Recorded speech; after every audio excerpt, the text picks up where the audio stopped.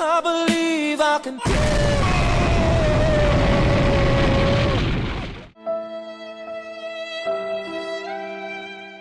What is going on, FUD Nation, and welcome back on this auspicious day in cryptocurrency history. And I think what feels so different about this bear market to previous bear markets, even though there are some things that feel a lot better, and I was going to do a comparison video between XLM and XRP and try to give you guys some, differentiators between two, payment rails, payment focused cryptocurrencies. Obviously, actually, as a result of the Bitcoin Cash wars, XLM actually flipped Bitcoin Cash and became the number 4 cryptocurrency by total market cap. And obviously, it's still way smaller than Ethereum. But, it starts to beg the question, is Stellar going to creep its way up into the top 3 potentially and overtake Ethereum? Is it going to figure out a way to permanently overtake Bitcoin Cash? Is it a chance that XRP and Stellar Lumens would actually become the number 1 and 2 cryptocurrencies in this wild bear market that is seeing a total reorganization of the cryptocurrencies and the tokens on CoinMarketCap? What do you guys think? I know this is some wild supposition, but let me know in the comment section below. Obviously, as we start to work our way down, I think at present we're at something like a $4,500 Bitcoin. Now, obviously, as I said on the last episode, I did expect us to go and test these $5,000 levels and even below, even though it seemed like it was not going to happen for a couple of months there. And it's not about single catalysts or single whales dumping on the market. It's just about a market cycle running its course. And now many analysts are saying that we could go much further. Actually, speaking about analysts calling for an even deeper bear trend to continue, the Bloomberg analyst that actually made the prediction for a $1,500 Bitcoin actually contacted me and, let me know that he watches FUD TV. Maybe we'll have him on the show. So obviously now I'm in contact with this Bloomberg analyst, and if you guys are interested, I'd be happy to have him on and maybe explain a little bit about what exactly led him to this 1.5K Bitcoin prediction, and maybe what potentially he could surmise as what would happen after it reaches those levels. Obviously, I'm cautiously optimistic about what the future holds for Bitcoin and cryptocurrencies. I'm still a long-term believer in the technology. Obviously, as these prices get lower and lower, to me, it just represents another chance to invest, at an extremely low level. Obviously, with no expectation for return for months or years, if even, decades.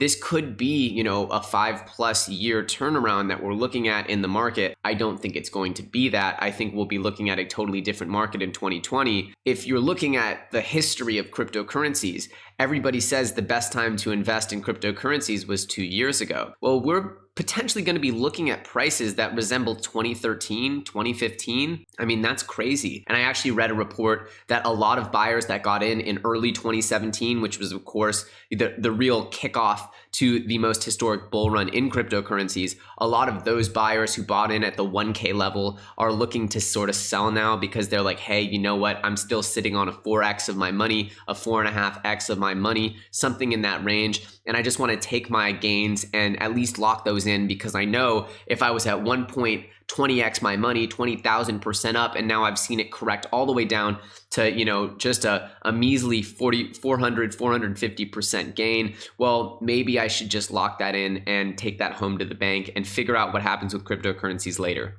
Totally understandable. But for those of you out there or those in the crypto community who maybe didn't have the chance to benefit from those 2017 levels or those 2016 levels, but if we're looking at Bitcoins between $1,000 and $3,000 as a potential, super bottom to this bear market, obviously I don't think it would go much lower than that. But what we do know is that the infrastructure and utility for these cryptocurrencies, these crypto assets, and the technologies that are being built up around this entire movement are only developing more and more. It's not like the technologies moved backwards.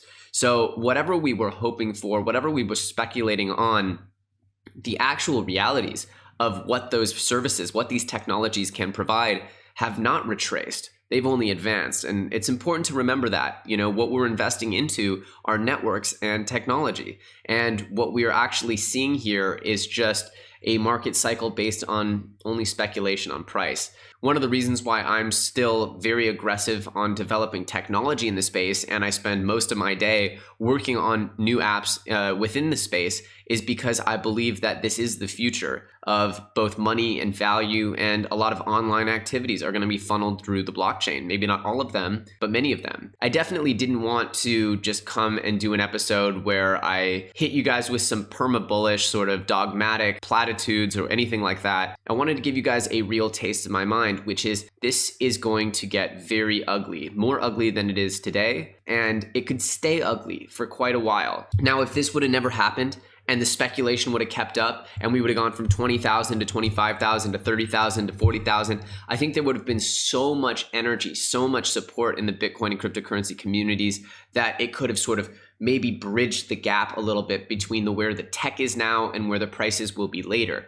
But right now, we're unfortunately stuck where we are, which is the tech has not quite evolved to the point where it can replace Visa, where it can replace a bank, where it can replace these centralized systems that have governed our modern internet landscape. While that can happen very soon, potentially in the next months to years, we're just not quite there yet. We're gonna have to accept the reality that the bull sort of tendencies of the market may only be ignited maybe even after we get there with the tech. Maybe it's not even, it happens with the tech, but we're building the tech, and then it reaches a point where all of a sudden, the modern consumer can't tell the difference between a decentralized experience and a centralized experience.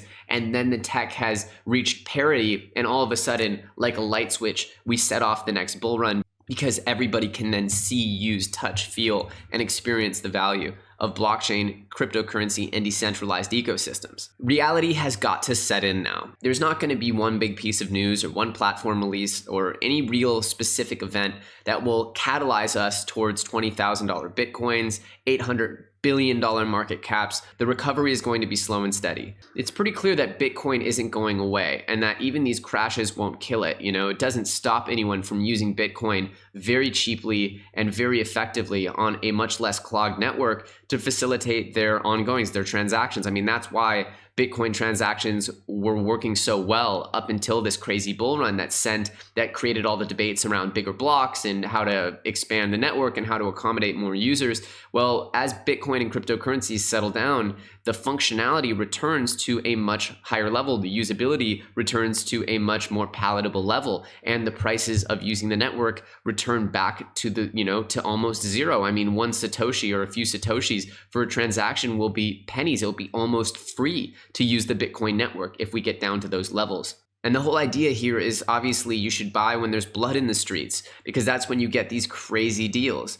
Now, I think for the first time, even in 2018, the blood is truly in the streets and people are truly scared. There's been a sentiment in the crypto industry that everything will just bounce back and bull runs are inevitable and hodl, hodl, hodl. Don't be a weak hand. Only uneducated people are weak hands. There are different phases in each bear market. While you can cling to optimism for the first part of it, when something like this happens, when people had already felt like they'd been dealt such significant blows by the market, and then we get the bottom falling out on us and the whole market plunging almost in free fall, well, it makes everyone feel that next level of confusion, of second guessing the market, of let's just get out and see what happens. And I'm not going to tell you what to do with your money. I'm not going to advise you. I'm definitely going to be looking to put in some buys here as we look at potentially Bitcoin prices that are lower than they even were in 2017 the entire year. We could be looking at that 1K, 1 to 2K Bitcoin,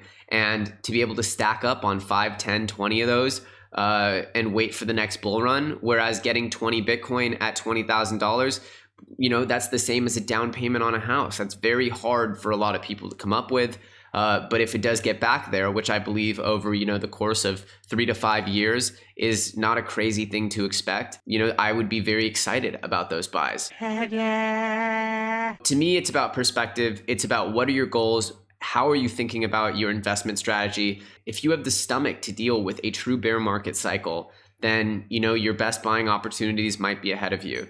But I don't want to make it seem like this should be something that no one should worry about. The cryptocurrency market is being dealt a significant blow, and this is truly the big shakeout. This is where some of these coins are going to go down in value and never return to their previous value. This is where a lot of tokens are going to disappear and become dead projects. This is where a lot of long-term holders are going to sell finally and get out. And so don't feel bad if you're feeling the pressure. Don't feel bad if you need to sell some cryptocurrency to pay for some of your life's expenses. That doesn't make you a lesser investor. It doesn't make you any different or any less committed. But never lose sight of the reasons why we really got into this industry, the reasons why we really feel so strongly about cryptocurrency and the direction of blockchain technology.